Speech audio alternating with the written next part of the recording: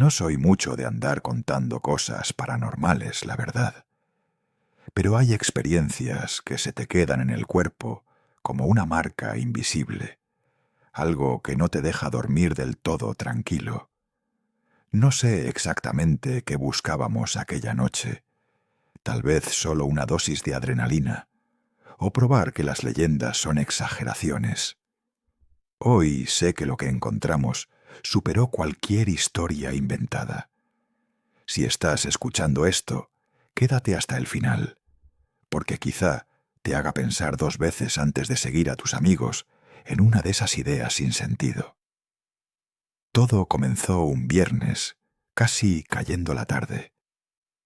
Mi grupo de amigos y yo solíamos grabar videos explorando lugares abandonados, de esos que se ven geniales con linternas y cámara nocturna. La idea era visitar un viejo parque de diversiones, cerrado desde hacía más de 20 años, a las afueras del pueblo. El lugar era famoso porque, según la gente, seguía sonando música de carrusel por las noches. Ninguno de nosotros lo creía, hasta que lo escuchamos. Uno de mis amigos, al que todos llamaban el Flaco, fue quien lo propuso. Tenía un contacto que le había hablado de ese parque y de cómo seguía intacto, con los juegos oxidados, pero aún de pie. Nos mostró fotos viejas, la entrada con letras coloridas, los caballitos del carrusel, la montaña rusa pequeña. Nos pareció el sitio perfecto para un video. Por entonces, solo queríamos vistas impresionantes, no pruebas de que algo seguía vivo allí. Esa tarde nos reunimos en su camioneta. Llevábamos linternas, cámaras, baterías extra y mochilas con agua. Ninguno habló mucho en el camino, aunque fingíamos emoción. En realidad, el aire se sentía pesado incluso antes de llegar. El sol se escondía lento detrás de los cerros, tiñendo de naranja el polvo del camino. Recuerdo que pensé, si nos apuramos, alcanzamos a grabar con un poco de luz natural. No sabía que esa luz sería la última seguridad que tendríamos. Cuando al fin vimos las ruinas del parque, el silencio fue lo primero que nos golpeó. No había pájaros, ni grillos, ni viento moviendo los árboles. Solo ese vacío que hace ruido por sí mismo. La entrada principal seguía en pie, aunque inclinada y con pintura descascarada. Las palabras «diversiones del sol» apenas se leían, cubiertas de musgo verde y telarañas. Bajamos del vehículo, y aunque ninguno lo dijo, todos tuvimos el mismo pensamiento. Aquello no se sentía totalmente muerto. Yo fui el primero en acercarme a la reja. Al tocarla, chirrió tan fuerte que me dolieron los oídos. Entonces, sin que nadie hiciera más fuerza, una de las puertas se abrió sola. «Debe estar suelta», dijo el Flaco, pero su voz sonó temblorosa. Entramos uno tras otro, alumbrando con las linternas. Cada paso levantaba polvo y nos hacía toser. Los puestos de comida estaban carcomidos por el óxido, con carteles borrosos que aún ofrecían algodones de azúcar y palomitas. Había algo triste, profundamente triste, en ver todo eso. Las risas que alguna vez llenaron el aire parecían seguir allí, atrapadas entre los escombros. A veces me parecía escuchar pasos pequeños o murmullos, pero no quise decir nada. Pensé que era el eco de mis propios movimientos. De todos modos, ¿qué sentido tendría asustar al grupo? Apenas comenzábamos. Uno de los muchachos bromeó diciendo que deberíamos buscar la taquilla principal. «Ahí es donde se esconden los fantasmas para cobrar entrada», soltó riendo. Todos nos reímos, aunque nerviosos. Caminamos hasta llegar a una caseta cubierta de moho, con boletos tirados por el suelo. Había una caja registradora vieja, abiertas las gavetas, y billetes pegados por la humedad. En la pared, una foto de un payaso sonriente se descoloraba lentamente. Juraría que sus ojos parecían mirar a donde nos movíamos. El sol se estaba escondiendo por completo, y las sombras se estiraban como si quisieran envolvernos. De pronto el viento empezó a soplar, levantando hojas secas que golpeaban los muros. «Vamos rápido, antes de que oscurezca del todo», dijo el flaco. Cruzamos hacia la zona de juegos, sorteando hierros doblados y bancos caídos. Una rueda de la fortuna enorme se levantaba contra el cielo, estática y oxidada, pero aún imponía respeto. Las cabinas colgaban como dientes flojos de una boca antigua. Nos acercamos al carrusel. Había caballitos, cisnes y un león con la pintura descascarada. Uno de ellos tenía la cara rota por la mitad, como si hubiese sido golpeado con fuerza. Alguien encendió la cámara y enfocó las estructuras. La linterna barrió por los techos hasta detenerse en algo raro, una figura, pequeña, parada justo en el borde. Cuando volvimos a alumbrar, ya no estaba. «Seguro fue un reflejo», dijo uno, y todos fingimos creerlo. Ya casi era de noche. El cielo pasaba del naranja al azul oscuro, y nuestras sombras se fundían con la tierra. Pese al miedo, continuamos explorando. Encontramos un puesto de tiro al blanco con escopetas de madera y peluches empolvados, un lago artificial lleno de basura, y una casa del terror con la fachada aún pintada con esqueletos. Esa última me heló la sangre. No por los dibujos, sino porque la puerta se movía sola, abriéndose apenas unos centímetros, con un chirrido largo, constante.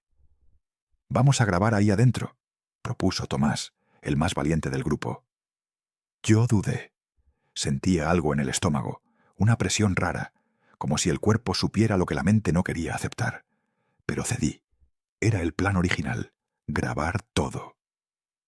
Al entrar, la oscuridad era total. El suelo crujía como si camináramos sobre huesos viejos. Había figuras de cartón con forma de monstruos, y cada una parecía moverse un poco cada que volteábamos. No soplaba aire allí dentro, y sin embargo, las telarañas ondeaban, como empujadas por algo que respiraba. Salimos rápido, sin hablar. Afuera, el cielo ya estaba completamente negro. «Solo un rato más», insistió el flaco. «Grabemos la montaña rusa y nos vamos». A esas alturas ya no tenía sentido discutir. Subimos una pequeña colina donde estaban los rieles oxidados, cubiertos de maleza. Una de las vagonetas seguía encajada en lo alto, lista para caer en cualquier momento. Mientras iluminaba, sentí una especie de vibración en los pies, como si el metal retumbara desde adentro. Me arrodillé para ver mejor, pero ahí fue cuando lo escuché. Muy lejos, desde la parte central del parque, empezó a sonar una melodía suave, entrecortada. Era música de carrusel.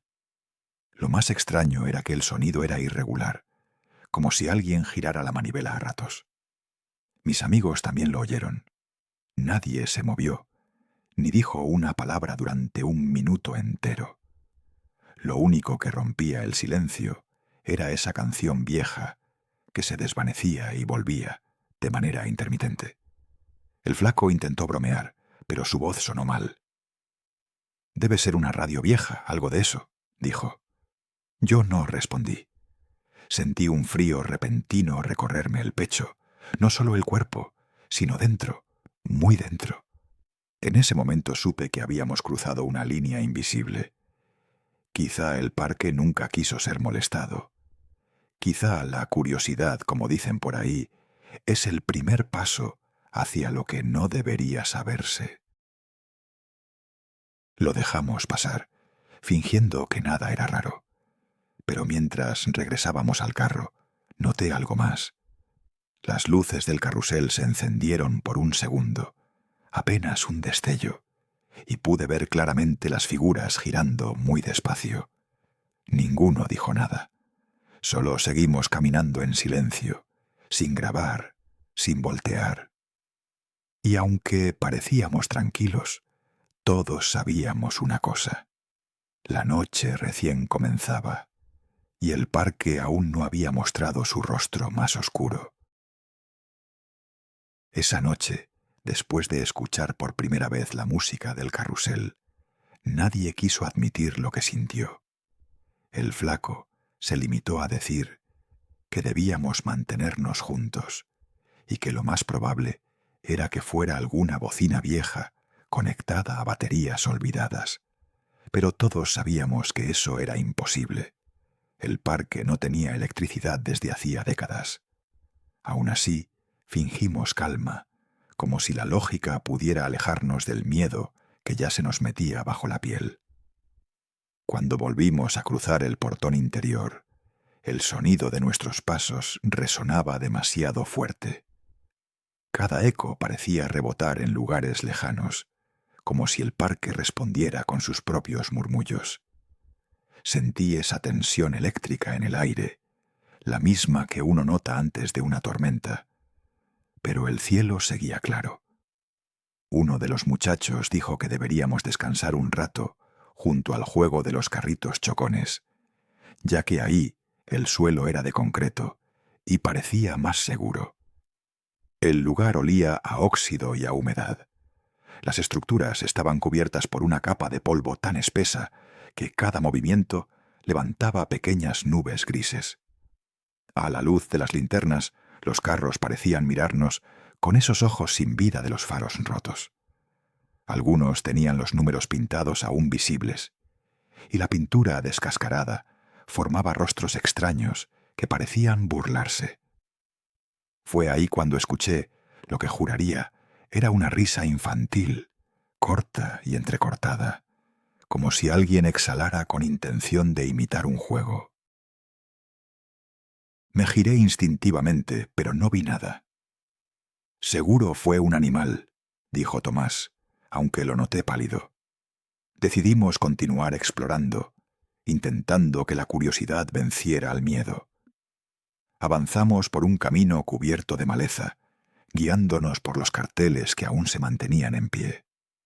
Uno señalaba hacia la montaña de los sueños, otro hacia los trompos locos. Todo sonaba alegre, pero cada palabra se sentía hueca, como si el parque mismo recordara que ya no quedaba diversión allí. Pasamos frente a un kiosco donde debieron vender refrescos. Los vidrios estaban rotos y las botellas vacías se mezclaban con hojas secas. Vi una caja registradora igual a la que habíamos encontrado antes, pero ésta tenía las teclas hundidas, como si alguien las hubiera presionado hacía poco. Me incliné para observar y justo en ese momento una ráfaga de aire helado me recorrió. Fue tan fría que se me entumieron los dedos de inmediato, a pesar de que no había viento alguno. El flaco encendió un cigarro, intentando mantener la calma. «Esto está raro, pero sigamos, aún tenemos buena batería», dijo. Nadie respondió. Cruzamos hacia una parte más abierta del parque, donde se alzaban las ruinas del antiguo teatro infantil. El cartel estaba torcido, pero aún se leía «Función especial». En el suelo había restos de sillones y una tarima agrietada.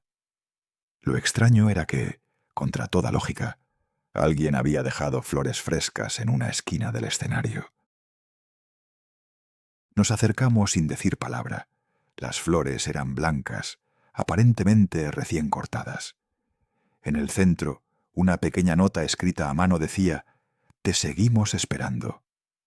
Nadie quiso tocarla, y el silencio se volvió insoportable. En ese punto empecé a notar algo en el aire. El parque tenía un tipo de vida propia. Respiraba lento, pero respiraba.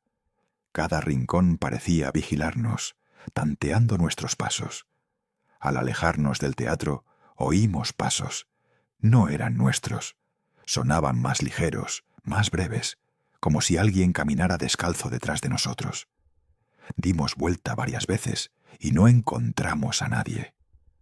La linterna de Tomás comenzó a parpadear y su luz se volvió débil, casi amarilla. «Se está muriendo la pila», murmuró, pero los otros dos aparatos siguieron igual. Fue entonces cuando comprendimos que no era la batería. Era el lugar, absorbiendo la luz. Llegamos a una zona de columpios oxidados. Había, alineados, cubiertos de moho verde oscuro. Uno de ellos se movía suavemente de atrás hacia adelante, aunque no soplaba el viento. El chirrido del metal contra la cadena se volvió un sonido constante, lento, que nos perforaba el oído. Me acerqué con cautela y lo detuve con la mano, pero tan pronto lo solté, volvió a balancearse por su cuenta. Ahí fue cuando sentí un olor fétido, como carne podrida mezclada con aceite viejo. El flaco me apuró a salir de ahí. Todos caminamos rápido, sin mirar atrás. Paso tras paso, los sonidos parecían multiplicarse.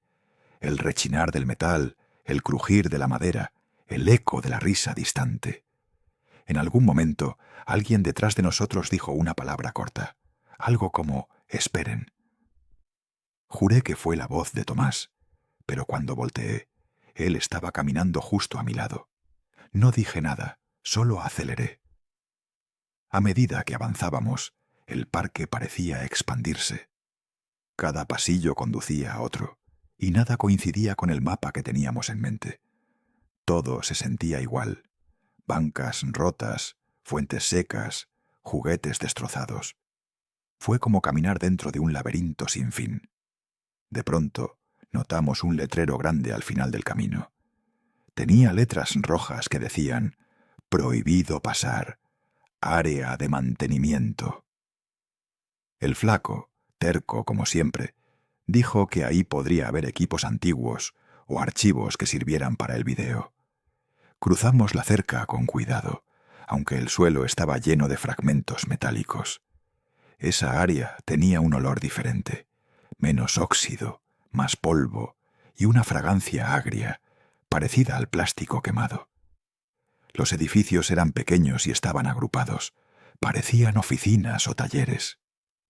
Al entrar al primero, algo cambió. No era solo la temperatura o el ambiente, era la sensación de que ya no estábamos solos. Había escritorios cubiertos de carpetas, hojas amarillentas y tazas de café petrificadas. En una pared vi una pizarra con nombres y horarios de trabajo.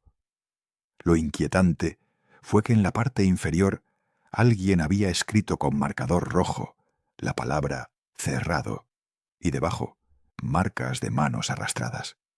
No eran frescas, pero tampoco parecían viejas del todo. Todos nos quedamos inmóviles, y por primera vez pensé en irme inmediatamente. Cuando salimos, el aire estaba más denso.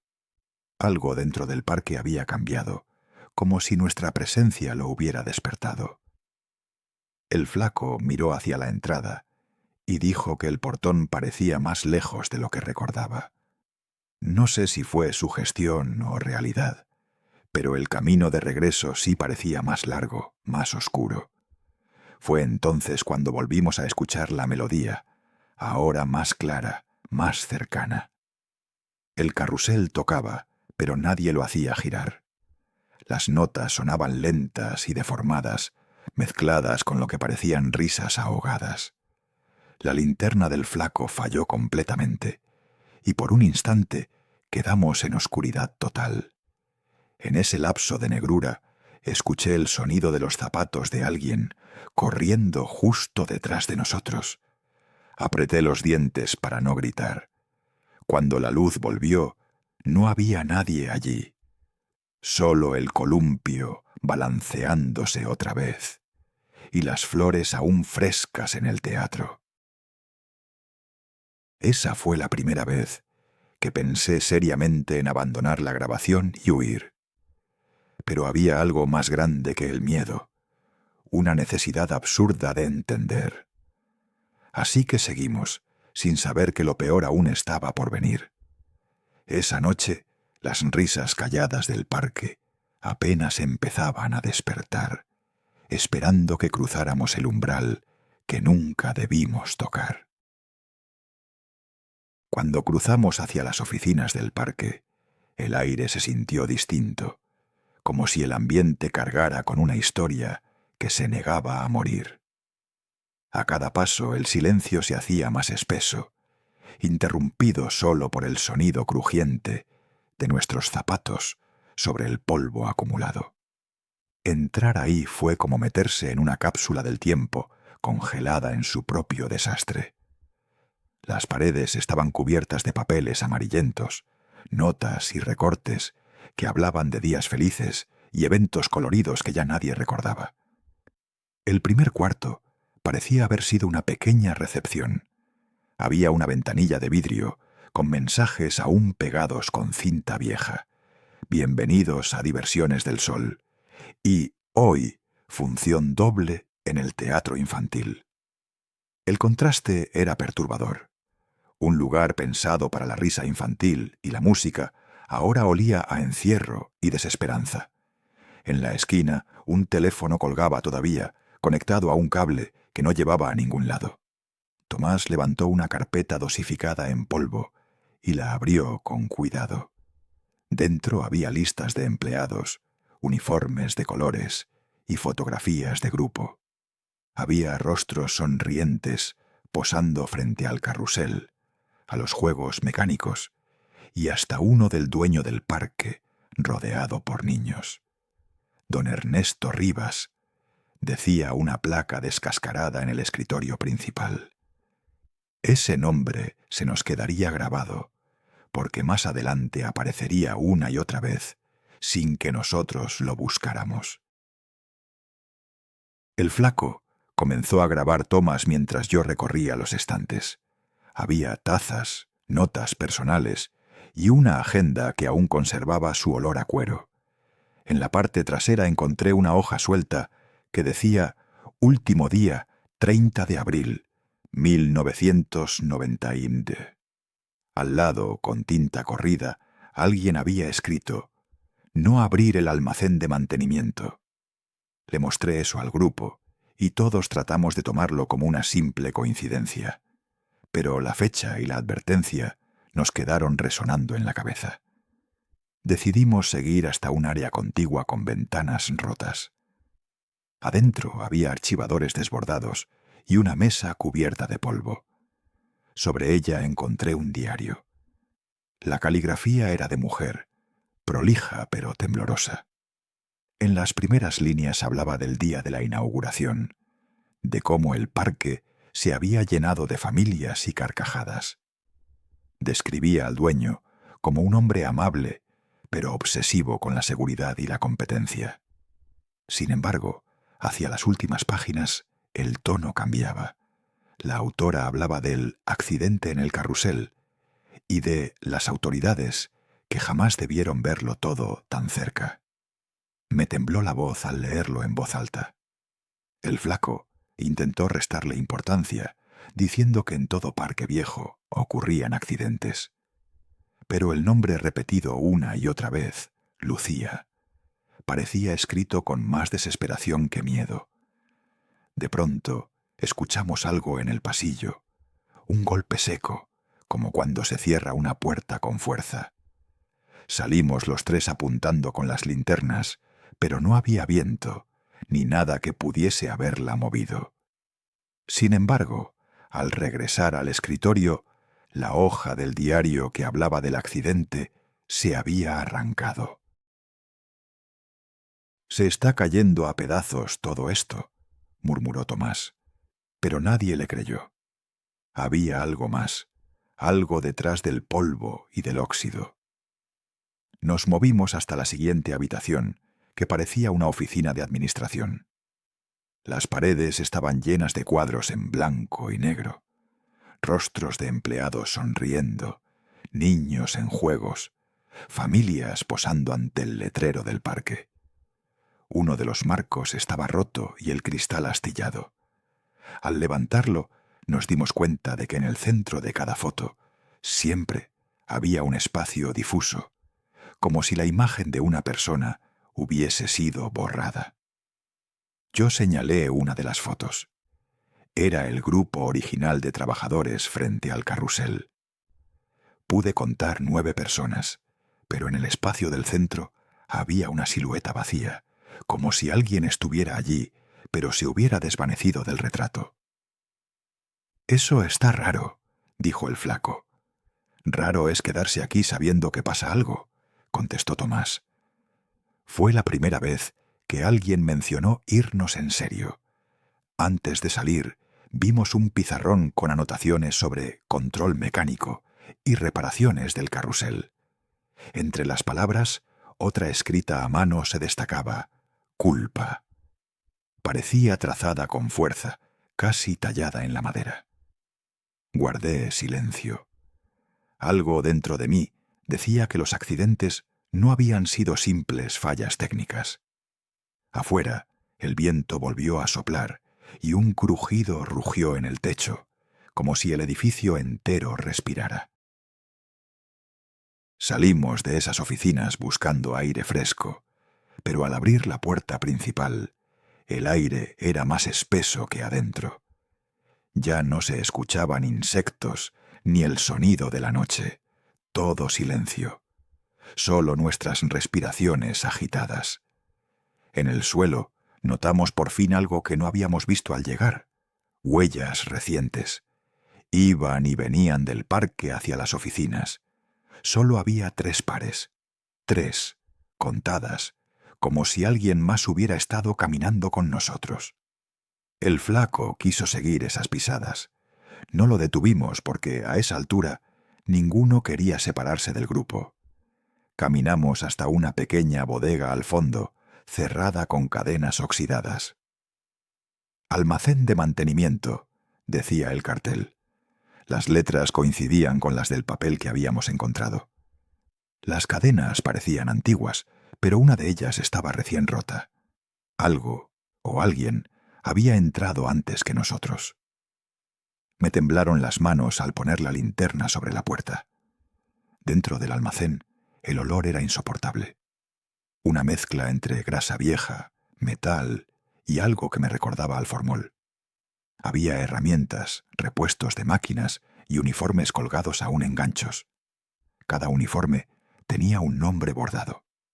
Todos, excepto el último, que solo decía Lucía en letras doradas. Tomás retrocedió al verlo. «¿No era el nombre del diario?», susurró. Asentí, incapaz de articular palabra. En una esquina, una mesa de trabajo tenía grabados unos surcos largos y desordenados. Eran como arañazos profundos, hechos con desesperación. Junto a ellos, una foto en blanco y negro mostraba a la mujer del uniforme sonriendo, de pie, al frente del carrusel. Detrás de ella, justo donde deberían estar los caballitos, se distinguían sombras humanas. Pero no eran figuras completas, sino contornos. Uno de los niños en la foto parecía mirarnos directamente, con los ojos completamente blancos. El flaco cerró la cámara y dijo que eso no podía grabarse más. Guardó el equipo con torpeza, como si tocarlo le diera asco. Salimos corriendo hacia el aire exterior, sin importar el ruido que hacíamos. Afuera, el parque parecía distinto, más grande, más oscuro. Cada sonido se replicaba con eco, y las risas que creímos oír antes ahora sonaban claras y cercanas. Supe entonces que no era eco, sino respuesta. Algo ahí nos escuchaba. Mientras caminábamos de vuelta hacia el área central, sentí la mirada de alguien sobre mi nuca. No volteé, porque estaba seguro de que si lo hacía, vería a todos los que alguna vez trabajaron allí, aún sonrientes, esperando que nosotros también nos quedáramos. Porque en ese parque la felicidad no había muerto, solo había cambiado de forma y todavía pedía compañía. La oscuridad llegó sin avisar, como si alguien hubiese apagado el cielo entero de un solo golpe.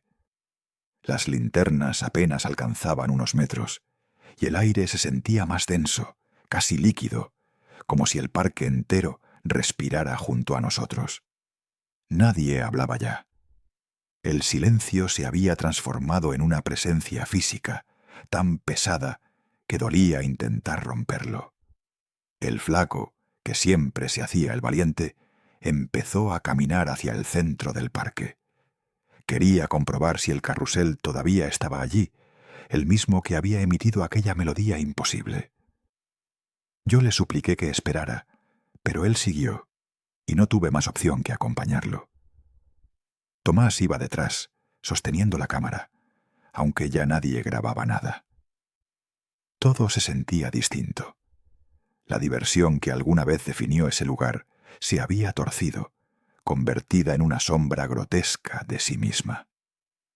Al llegar, reconocimos la silueta del carrusel al final del camino de grava, cubierto por la maleza que crecía entre los espacios del pavimento. Era grande, más incluso de lo que recordábamos, y cada caballo parecía moverse con el vaivén del viento, aunque no había viento alguno. Las linternas parpadearon al mismo tiempo, como si algo invisible absorbiera su energía. Fue entonces cuando lo escuchamos. Una nota suave, una melodía infantil saliendo del corazón de la oscuridad.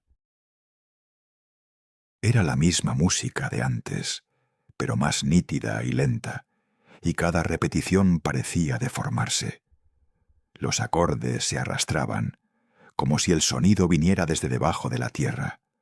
Hacía frío, un frío que no provenía del clima, sino de la sensación profunda de estar cruzando una frontera que no debíamos. Vi al flaco acercarse, los ojos fijos en el centro del carrusel, completamente hipnotizado. Yo le grité que se detuviera, pero no reaccionó.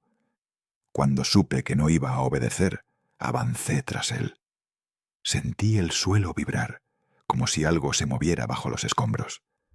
Los caballos parecían observarnos. Sus ojos de vidrio, brillando de manera antinatural, bajo la poca luz que teníamos. El aire olía a acero oxidado y aceite viejo. Era el olor de la muerte simulando ser vida. El carrusel comenzó a girar, no rápido, sino muy despacio, como si alguien lo empujara desde adentro. La música aumentó de volumen y la máquina rechinó con un gemido metálico.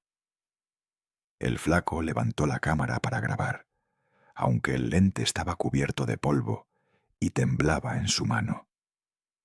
Fue en ese momento cuando vimos algo que nos heló hasta el alma. Una figura infantil sentada sobre uno de los caballos, de espaldas a nosotros. No se movía, pero su cabello se agitaba como si el viento la envolviera. Tomás y yo dimos un paso atrás, pero el flaco siguió, pronunciando apenas un «oye». La figura giró lentamente la cabeza. Su rostro era pálido, casi blanco, y sus ojos eran completamente negros, sin iris ni brillo. Lo peor no era eso, sino su sonrisa, una curva antinatural que parecía crecer más allá de la piel. Las luces del carrusel parpadearon una última vez, antes de apagarse por completo. La música se detuvo de golpe, y el eco rebotó durante segundos interminables. En la oscuridad total, escuchamos el sonido de las cadenas del carrusel moverse, como si alguien más estuviera subiendo a los caballos. El flaco balbuceó algo, pero su voz fue ahogada por un grito que no supe de dónde salió. Puede que haya sido mío. Retrocedimos corriendo, tropezando con las raíces y el concreto roto. Detrás de nosotros, el carrusel seguía girando en completo silencio, un giro que no debería existir sin electricidad. Tomás respiraba con dificultad. Su rostro estaba empapado en sudor y lágrimas. «Tenemos que irnos», repetía una y otra vez, como si esas palabras pudieran salvarnos. Pero no sabíamos hacia dónde correr. El parque ya no seguía las mismas reglas. A medida que avanzábamos, vimos luces encenderse a la distancia. Primero una, luego otra, y luego decenas de bombillas comenzaron a parpadear en diferentes zonas. Juegos, puestos, atracciones, todo recobraba vida por segundos. Una rueda de la fortuna iluminada giró lenta, mostrando siluetas que se movían dentro de las cabinas. No eran reflejos ni ilusiones, eran cuerpos, algunos niños, otros adultos, todos inmóviles observando. Escuchamos más risas. No provenían de un solo lugar, sino de todo el parque. Voces infantiles, mezcladas con voces más graves, algunas tan cercanas que parecía que susurraban frente a nuestras caras. Me temblaron las rodillas y sentí un mareo que casi me derriba. Era demasiada información, demasiada oscuridad viva. Tomás gritó el nombre del flaco, pero él ya no estaba junto a nosotros. Lo buscamos entre los reflejos de las luces, sin éxito. Me acerqué a uno de los puestos de tiro, donde creí verlo, y oí claramente su voz. Decía algo imposible de entender, un murmullo confuso entre risas, como si hablara con alguien. ¿Con quién estás?, pregunté. El sonido se detuvo. Silencio absoluto. Luego, una mano helada me tocó el hombro, pero al voltear no había nadie. Solo el eco de pasos que se alejaban hacia el centro, hacia el carrusel. Volví corriendo hacia Tomás, que apuntaba con la linterna hacia otra dirección. Estaba completamente pálido, y sus ojos temblaban. «Está ahí», dijo, señalando algo detrás de los juegos mecánicos. Giré la linterna y vi de nuevo esa figura infantil, parada junto a un caballo caído. Esta vez su rostro no tenía expresión ni ojos, solo una mancha oscura en medio. Antes de que pudiéramos movernos, la melodía del carrusel volvió a sonar, pero ahora venía desde todas partes. El sonido se multiplicó, rebotando contra cada estructura. La rueda giraba, los columpios se balanceaban, los altavoces viejos emitían susurros en vez de música. Sentí que el parque estaba despierto del todo, como si los espíritus de quienes alguna vez rieron ahí hubiesen regresado a reclamar su lugar. Tomás cayó de rodillas, sollozando, diciendo que no quería seguir. Lo alcé como pude. No podíamos quedarnos un segundo más. Corrimos sin rumbo, buscando salida. Cada camino que tomábamos nos devolvía al mismo sitio, como si el parque jugara con nosotros. Vi sombras moverse en los techos, risas femeninas y el reflejo de ojos en cada cristal. Cuando por fin divisamos la verja oxidada, todo se apagó al mismo tiempo. Luces, sonidos, viento. La quietud volvió de golpe. Solo nuestro jadeo rompía el silencio. Antes de cruzar el portón, miré una vez más hacia el centro. El carrusel se había detenido, inmóvil, y sobre uno de los caballos juraría que había una figura pequeña, sentada y quieta, observándonos marchar. Quizá era el flaco, quizá ya no, no lo sé. Pero desde esa noche, cada vez que escucho una melodía lejana en la oscuridad, sé que el parque sigue ahí, esperando a que alguien más vuelva a encenderlo por error. No recuerdo haber cruzado el portón del parque. Solo sé que en algún momento ya estábamos afuera, respirando como si hubiéramos escapado de algo que no tenía forma. Tomás cayó al suelo, jadeando, con lágrimas corriéndole por las mejillas.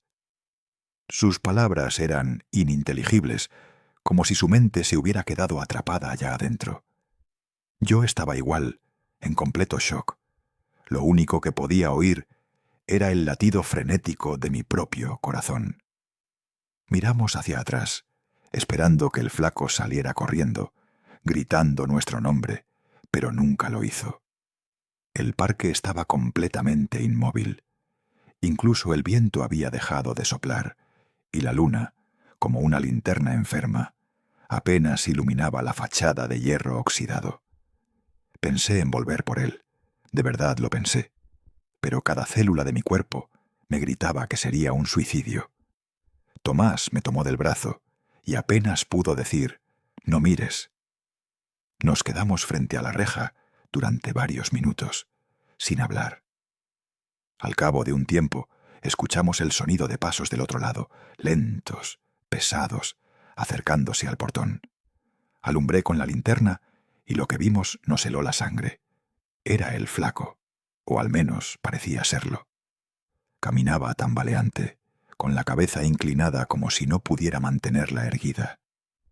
Llevaba los brazos colgando y sus manos arrastraban en el suelo, dejando una huella oscura, brillante, que no parecía barro. Intenté llamarlo, pero no respondió. Tomás gritó su nombre, y entonces el cuerpo se detuvo en seco. Lo más escalofriante fue que la cabeza giró hacia nosotros, muy lento, más allá del límite humano, revelando un rostro pálido y una sonrisa que no era suya. No tenía expresión de dolor ni de miedo. Era una sonrisa vacía, tensa, sin vida. Luego, el cuerpo se encogió un poco, retrocedió un paso y desapareció entre la oscuridad del parque. Corrimos sin mirar atrás. No sé cómo encontramos el camino, ni cuánto tiempo pasó. Todo el trayecto de regreso fue un borrón de árboles, polvo y miedo puro. Cuando por fin divisamos las luces del pueblo, sentimos un alivio tan fuerte que casi dolía. Llegamos a casa cerca del amanecer, temblando, embarrados, sin haber cruzado palabra durante todo el camino. Y aunque los vecinos nos vieron pasar, nadie se atrevió a preguntar dónde habíamos estado. Esa mañana, al intentar dormir, soñé con el carrusel. Veía a los caballitos moverse, lentos, chirriando, con ese sonido metálico inconfundible. Me desperté empapado en sudor, con la música aún sonando en mi cabeza. No era una melodía exacta, sino fragmentada, como tarareada por alguien desde lejos. Salí a buscar a Tomás, para saber si él también había escuchado algo. Cuando lo encontré, tenía la mirada perdida y las manos cubiertas con vendas improvisadas. Me contó que al llegar a su casa descubrió una marca en su muñeca, una especie de quemadura en forma de espiral, como esas decoraciones del carrusel. Juraba no haberse hecho nada, pero cada vez que trataba de recordar lo ocurrido, el brazo le ardía. Decía que incluso podía oler el óxido, aunque no hubiera nada cerca. No le creí del todo, hasta que me mostró algo que me dejó helado: la cámara, la misma que el flaco llevaba. Estaba sobre su mesa, con la batería intacta, como nueva. La revisamos juntos. Había varias grabaciones cortas, pero todas eran ruidos, sombras, imágenes borrosas sin sentido. Hasta que encontramos una donde aparecíamos los tres entrando al parque. La cámara se movía, y en una de esas tomas rápidas se veía claramente la figura de una mujer detrás del flaco, vestida con un uniforme antiguo, como de empleada. Su rostro era el mismo que habíamos visto en aquella foto en blanco y negro en las oficinas. Lucía. Esa grabación terminó abruptamente, con un pitido agudo que nos hizo apagar el aparato de golpe. Me negué a volver a verlo. Tomás insistía en que debíamos entregarlo o mostrarlo, pero sabía que nadie nos creería. Al día siguiente lo busqué, pero no volvió a su casa. Su madre dijo que él se había ido esa madrugada sin dejar nota. Nunca supe a dónde. Lo único que hallaron en su habitación fue una nota escrita en un papel arrugado: «Él sigue girando». Pasaron años desde aquella noche, pero cada tanto vuelvo a escuchar esa melodía. No siempre, no en cualquier lugar, solo cuando cae la noche y estoy completamente solo. Al principio pensé que era mi mente, que el trauma me jugaba malas pasadas. Pero luego comenzaron las coincidencias. Gente del pueblo diciendo que vio luces encenderse o música sonando desde el cerro. Nunca me atreví a confirmarlo, pero en el fondo sé que el parque sigue ahí, esperándonos. Hay quienes aseguran que después de nosotros entraron más curiosos, pero ninguno volvió igual. Que algunos aparecen días después, caminando desorientados por el campo, sin recordar quiénes son. Otros simplemente desaparecen. Ya nadie osa entrar después de anochecer, y el camino que llevaba hasta Diversiones del Sol fue cerrado con bloques de cemento. Pero no importa cuántas veces intenten sellarlo, el lugar no muere, solo duerme. A veces pienso en el flaco, en lo rápido que la risa se transformó en silencio cuando cruzamos aquella reja. Me pregunto si en el fondo sabía lo que hacía, si acaso escuchó esa melodía antes que todos nosotros y la siguió como se sigue a una voz familiar. En mi cabeza todavía lo veo allí, sentado en uno de esos caballitos rotos, girando despacio, con la mirada en blanco y la sonrisa petrificada. Contar esta historia no me hace sentir mejor. Tal vez esperabas una moraleja, una explicación racional, algo que cierre el círculo. Pero no lo hay, solo miedo. Un miedo distinto al de las películas o los sustos baratos. Es el miedo de entender que hay lugares que guardan emociones, tragedias y almas que se niegan a desaparecer. El miedo de saber que una parte de ti nunca vuelve realmente cuando cruzas la puerta equivocada. Así que si estás escuchando esto, hazme caso. No entres, no intentes verlo por ti mismo, porque el parque no se apaga del todo, solo espera otro atardecer, otra curiosidad, otro error. Y cuando escuches esa música suave, no busques de dónde viene, no mires atrás, simplemente corre, porque nosotros no lo hicimos, y pagamos el precio por quedarnos cuando ya no debíamos hacerlo.